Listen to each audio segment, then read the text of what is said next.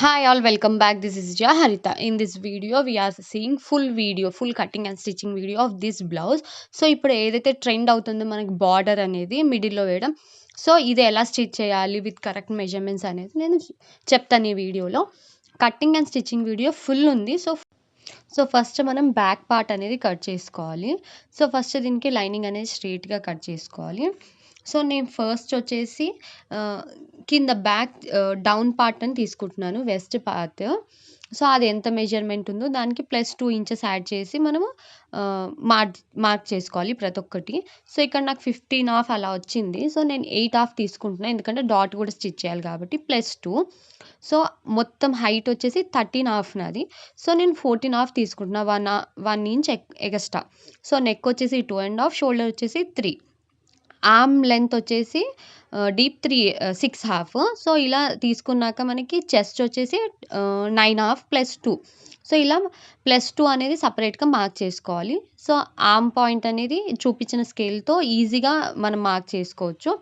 So arm point, neck point ఇలా ఈ scale use చేస్తే మనకి చాలా ఈజీ అయిపోతుంది. నెక్స్ట్ డాట్ అనేది 4 ఇంచెస్కి కట్ మార్క్ చేసుకున్నాను నేను. సో ఓవరాల్ మొత్తం కటింగ్ అయిపోయాక ఇక్కడ 2 ఇంచెస్ ఎక్కడైతే మనం మార్క్ పెట్టుకున్నామో అక్కడ చిన్న చిన్న కట్స్ పెట్టుకోవాలి. ఎందుకంటే జాయిన్ చేసినప్పుడు మనకి ఈజీగా అర్థమవుతుంది, అంటే ఇక్కడ వరకు జాయిన్ చేయొచ్చు అన్నట్టు. సో ఇప్పుడు బ్యాక్ పార్ట్ అయిపోయింది కాబట్టి ఫ్రంట్ పార్ట్ తీసుకోవాలి. సో ఫస్ట్ నేను హ్యాండ్స్ 3/4 పెడుతున్నా కాబట్టి హ్యాండ్స్ సరిపోతుందా లేదా అనేది నేను చెక్ చేసుకుంటున్నా. సో ఇప్పుడు బ్యాక్ పార్ట్ అనేది రివర్స్‌లో మనం పెట్టామనుకోండి మనకి ట్రేసింగ్ అనేది పడిపోతది. సో దీనికి 2 ఇంచెస్ అనేది మనం తక్కువ కట్ చేసుకోవాలి ఫ్రంట్ పార్ట్‌కి. ఎందుకంటే ఫ్రంట్‌లో మనం క్రాస్ పట్టి ఏస్తాం కాబట్టి 2 ఇంచెస్ అనేది మనం పైకి కట్ చేసుకొని కట్ చేసుకోవాలన్నమాట. మెజర్ చేసుకోవాలి. సో ఈ వీడియోలో చూపిస్తున్నప్పుడు 2 కానీ ఫ్రంట్ మనకి కాజా పట్టి, ఉస్కు పట్టి వచ్చే దగ్గర ఇంకా కొంచెం డీప్ తీసుకోవాలి. అది మనం తర్వాత చూద్దాము. సో సేమ్ మనకి ట్రేసింగ్ అనేది చేసేసాక మనము మనం ఫ్రంట్ నెక్ ఎంత తీసుకుంటున్నామో అంత చూసుకొని కట్ చేసుకోవాలి. ఫస్ట్ అయితే 2 ఇంచెస్ అనేది పైకి కట్ చేసుకున్నాం కదా. సో నేను ఇలా 2 ఇంచెస్ పైకి మార్క్ చేసుకున్నాను. సో ఇప్పుడు వచ్చేసి నెక్ డీప్ నేను 6.5 తీసుకుంటున్నాను. సో 6.5 ఇంచెస్కి మనం మార్క్ పెట్టుకొని సేమ్ యాజ్ యూజువల్ స్కేల్తో మనం రౌండ్ తీసుకుంటే మనకి పర్ఫెక్ట్ రౌండ్ షేప్ అనేది వస్తుంది. సో ఇలా నెక్ అయిపోయిన తర్వాత మనము మళ్ళీ మెజర్మెంట్ బ్లౌజ్ ఏదైతే ఉందో దాంతో ఒకసారి చెక్ చేసుకోవాలి. ఎందుకంటే మనకి క్రాస్ పట్టి ఎంతవరకు కావాలి అనేది. సో ఆల్మోస్ట్ ఇది నాకు 5.5 అలా ఉంది. సో నాకు ఫుల్ బ్లౌజ్ వచ్చేసి నాకు 5 ఉంది. సో నేనేంటి ఒక 1 ఇంచ్ మళ్ళీ ఎగస్ట్రా పైకి పెడుతున్నా. సో ఇక్కడ 2 ఇంచెస్ క్రాస్ పట్టి దగ్గర ఫ్రంట్‌లో వచ్చేసి 3 ఇంచెస్ మార్క్ చేసి ఇలా క్రాస్‌గా మనం కట్ చేసుకోవాలన్నమాట. నెక్స్ట్ మనం డాట్స్ పెట్టుకోవాలి.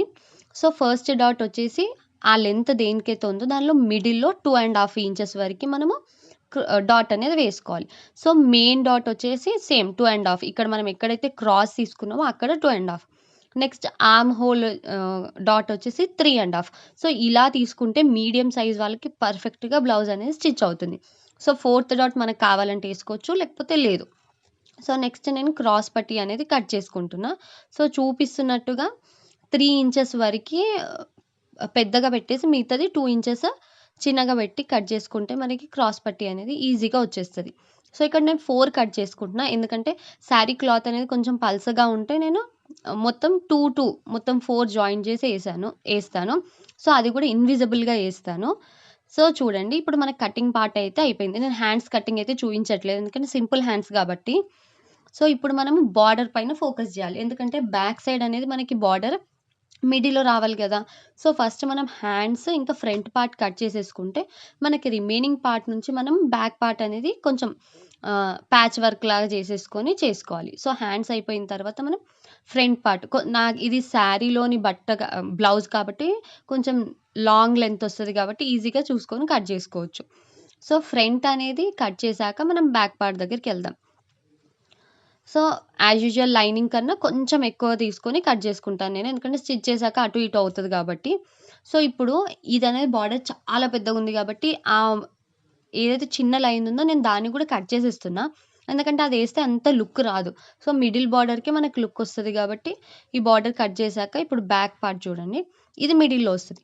మనం అటు సైడ్, ఇటు సైడ్ జాయిన్ చేయాలి. ఏదైతే క్లాత్ మనకి పింక్ కలర్ క్లాత్ ఉందో అది జాయిన్ చేయాలి. సో, నేను ఇక్కడ ఏంటంటే కట్ చేసుకుంటున్నాను. సో, అటు సైడ్, ఇటు సైడ్ జాయిన్ చేశాక మనకి లైనింగ్ అనేది జాయిన్ చేయాల్సొస్తది. సో, ఫస్ట్ అనేది ఈ బార్డర్‌కి అటు సైడ్, ఇటు సైడ్ ఈ క్లాత్ అనేది మనం జాయిన్ చేయాలి నీట్‌గా. సో, ఇలా చూపిస్తున్నట్టు జాయిన్ చేశాక నెక్స్ట్ నేను నెక్ అనేది రివర్స్ ఏసుకుంటాను. అప్పుడు మళ్ళీ మనము ఎమ్మింగ్ చేయడం అదంతా ఏం అవసరం ఉండదు. సో, ఇలా రివర్స్ తీసేసుకొని జాయిన్ చేసేసుకుంటే మనకి ఇలా వస్తది నీట్‌గా. సో, బార్డర్ అనేది ఎంత నీట్‌గా ఉండిద్ది చూడండి మిడిల్‌లో. సో, ఇప్పుడు ఫ్రంట్ పార్ట్ కూడా నేను సేమ్ రివర్స్ తీసుకొనే యేసుకుంటాను నెక్. ఎందుకంటే నెక్ రివర్స్ తీసుకుంటేనే మనకి నీట్‌గా వస్తది. ఫస్ట్ అలా ఒక స్టిచ్ ఏసేసుకోవాలి. స్టిచ్ ఏసుకున్న తర్వాత మనం రివర్స్ తీసుకుంటే కరెక్ట్ వస్తది. సో, ఇప్పుడేంటంటే రిమైనింగ్ క్లాత్ ఏదైతే ఉందో అదంతా కట్ చేసుకొని చిన్న కట్స్ పెట్టుకోవాలి. కట్స్ పెట్టుకున్నాక మనం టర్న్ చేసుకుంటే ఏ క్లాత్ అయినా ఇలా చేస్తే మనకి ఫినిషింగ్ అనేది నీట్‌గా వస్తది. మళ్ళీ మనం ఎమ్మింగ్ చేయాలి, అది చేయాలని ఏం అవసరం ఉండదనమాట. సో, నెక్ కూడా ఇన్విజిబుల్‌గా ఉంటది. సో, ఇలా చూపించినట్టు రిమైనింగ్ పార్ట్ అంతా కట్ చేసుకొని డాట్స్ స్టిచ్ చేసుకోవాలి. సో, సేమ్ ఆల్రెడీ మనం కటింగ్ అప్పుడు డాట్స్ చూసాం కదా! అలా. సో, ఇప్పుడు నెక్స్ట్ క్రాస్ పట్టీ అనేది స్టిచ్ చేసుకోవాలి. సో, నేను 2 అయిపోయినాయి. సో, ఇప్పుడు నేను క్రాస్ పట్టీ అనేది చూడండి బార్డర్ తీసుకున్నాను. బార్డర్‌కి ఆల్రెడీ ఒక లైనింగ్ జాయిన్ చేసేసాను. మళ్ళీ ఇంకో లైనింగ్ కింద నుంచి ఏస్తాను. సో, ఈ వీడియోలో చూపించినట్టు క్రాస్ పట్టీ మెయిన్ బ్లౌజ్ ఫ్రంట్ పార్ట్ అనేది ఇలా జాయిన్ చేసుకోవాలి.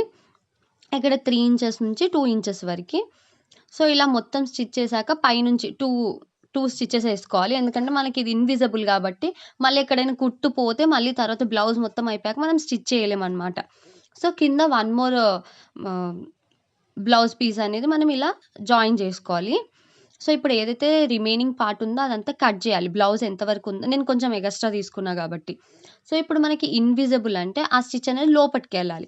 సో, ఇప్పుడు నేను చూపిస్తున్నట్టు బ్లౌజ్ అనేది నీట్‌గా లోపటికి ఫోల్డ్ చేసుకొని స్టిచ్ అనేది వేయాలి. లోపటికి ఫోల్డ్ చేశాక ఫస్ట్ క్రాస్ పట్టి, సెకండ్ క్రాస్ పట్టి మిడిల్‌లో పట్టుకొని సో, సేమ్ ఎలా అయితే ఉందో అలా మనం జాయిన్ చేసేయాలి.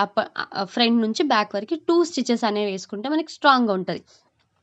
సో, ఇలా స్టిచ్చింగ్ అయిపోయాక నేను చూపిస్తున్న విధంగా క్లాత్ అనేది లోపటి నుంచి బయటికి లాగామనుకో క్రాస్ పట్టీ అనేది ఇన్విజిబుల్ అవుతది.